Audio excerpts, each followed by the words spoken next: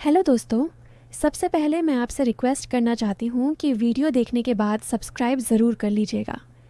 मैं इन वीडियोस को बनाने में बहुत मेहनत करती हूँ और इसी से मैं अपना खर्चा चलाती हूँ। जो भी सब्सक्राइब करेगा, मैं दुआ करती हूँ कि उसकी ज़िंदगी बहुत अच्छी, अमीर और खुशहाल हो। प्लीज़ प्लीज़ सब्सक्राइब कर लीजिएगा। हेलो दोस्तों, मेरा नाम नेहा है। उम्र अभी 21 साल की हो गई है। मैं अपने बारे में ज़्यादा कुछ नहीं बताती, लेकिन लोग कहते हैं कि मैं देखने में काफ़ी अच्छी हूँ। लंबे काले बाल जो कमर तक आते हैं, दूध जैसा गोरा रंग, और हाँ, फिगर भी ऐसा कि कॉलेज में लड़के पीछे पीछे घूमते रहते हैं। मतलब थोड़ी सी कमर पतली, थोड़ा सा ऊपर नीचे भरा हुआ। आप समझ ही गए ना। हंसते हुए मैं ये सब कह रही हूँ क्योंकि मुझे खुद पर थोड़ा घमंड भी है और शर्म भी। गांव के सभी लोग, बूढ़े और जवान, मुझ पर फिदा रहते हैं।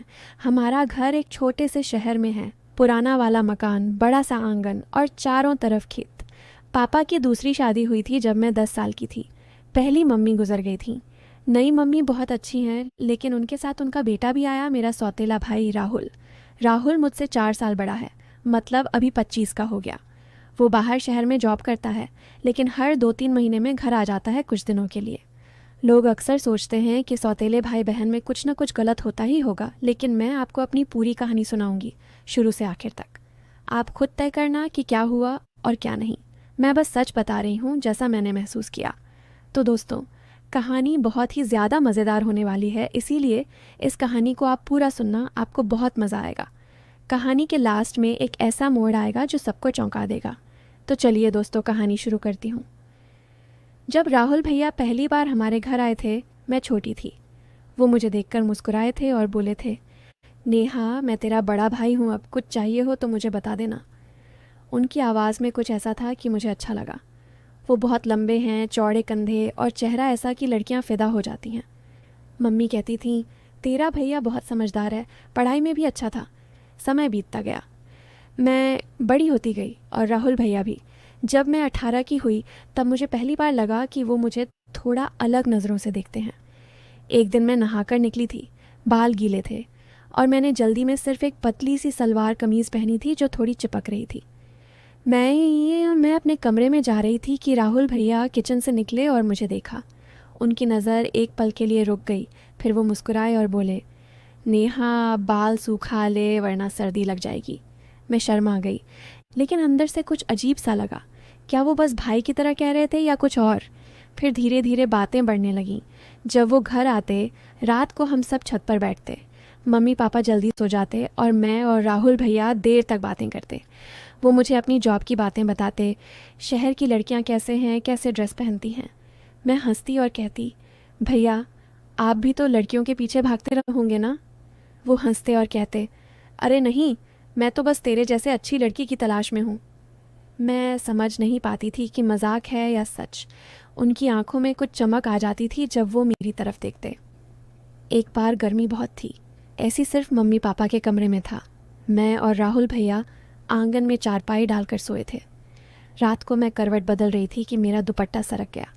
मुझे लगा राहुल भैया सो रहे हैं, लेकिन जब मैंने आँख खोली तो देखा वो मेरी तरफ देख रहे थे। चांद की रोशनी में उनका चेहरा साफ दिख रहा था। मैंने जल्दी से दुपट्टा ठीक किया और बोली, भैया, आप सोए नहीं? वो धीरे से बोले, नींद नहीं आ रही, तू सो जा। लेकिन उनकी आवाज़ में कुछ कांप सा रहा था। मैं रात भर सो नहीं पाई। सोचती रही कि क्या वो मुझे वैसा देख रहे थे जैसा लड़के लड़कियों को देखते हैं, या मैं ही ज़्यादा सोच रही हूँ। धीरे धीरे मैं कॉलेज जाने लगी। राहुल भैया जब आते, मुझे कॉलेज छोड़ने आते। बाइक पर मैं पीछे बैठती। कभी कभी स्पीड ब्रेकर पर झटका लगता और मैं उनसे चिपक जाती। वो हंसते और कहते, नेहा, अच्छे से पकड़ ले वरना गिर जाएगी। मैं पकड़ लेती, उनकी कमर पर हाथ रखकर। उनकी बॉडी बहुत गर्म लगती। मैं सोचती, भाई है मेरा, ऐसा सोचना गलत है, लेकिन दिल कुछ और ही कहता। एक दिन घर पर कोई नहीं था। मम्मी पापा गांव गए थे रिश्तेदारी में। सिर्फ मैं और राहुल भैया। मैं किचन में कुछ बना रही थी और वो पीछे से आकर खड़े हो गए। बोले, क्या बना रही है? मैंने मुड़कर देखा तो वो बहुत करीब थे। उनकी सांस मेरे गाल पर लग रही थी। मैं थोड़ा पीछे हटी और बोली, चाय बना रही हूँ, आप बैठो। लेकिन वो नहीं हटे। बोले, नेहा तू बड़ी हो गई है कितनी जल्दी, पहले छोटी सी थी। और उनकी नज़र मेरे चेहरे से नीचे सरक गई। मैं शर्मा गई, लेकिन कुछ कहा नहीं, बस चाय बनाकर दे दी। हम दोनों बालकनी में बैठकर चाय पी रहे थे। मौसम अच्छा था, हवा चल रही थी, मेरा दुपट्टा उड़ रहा था और बार बार मेरे चेहरे पर आ रहा था। राहुल भैया ने हाथ बढ़ाया और धीरे से दुपट्टा हटाया। उनका हाथ मेरे गाल को छू गया। एक पल को दोनों चुप रहे। फिर वो बोले, सॉरी। मैं बोली, कोई बात नहीं भैया। उसके बाद कुछ दिन कुछ अजीब से हो गए। वो मुझे ज़्यादा देखते, ज़्यादा बात करते। कभी मेरे कमरे में आकर मेरे कपड़े देखते और कहते, ये ड्रेस बहुत अच्छी लगेगी तुझ पर। मैं पहन कर दिखाती। वो मुस्कुराते और कहते, वाह नेहा, कातिल लग रही है। मैं हंसती, लेकिन अंदर से कुछ फीलिंग सी होती। फिर एक बार दिवाली थी। घर पर बहुत सारे रिश्तेदार आए थे। रात को सब सो गए। मैं और राहुल भैया छत पर पटाखे जला रहे थे। ठंड शुरू हो गई थी। मैंने शॉल ओढ़ रखी थी। हम पास पास बैठे थे। अचानक एक बड़ा वाला अनार फूटा और बहुत तेज़ आवाज़ हुई। मैं डर गई और राहुल भैया से लिपट गई। मेरा सिर उनकी छाती से टकराया।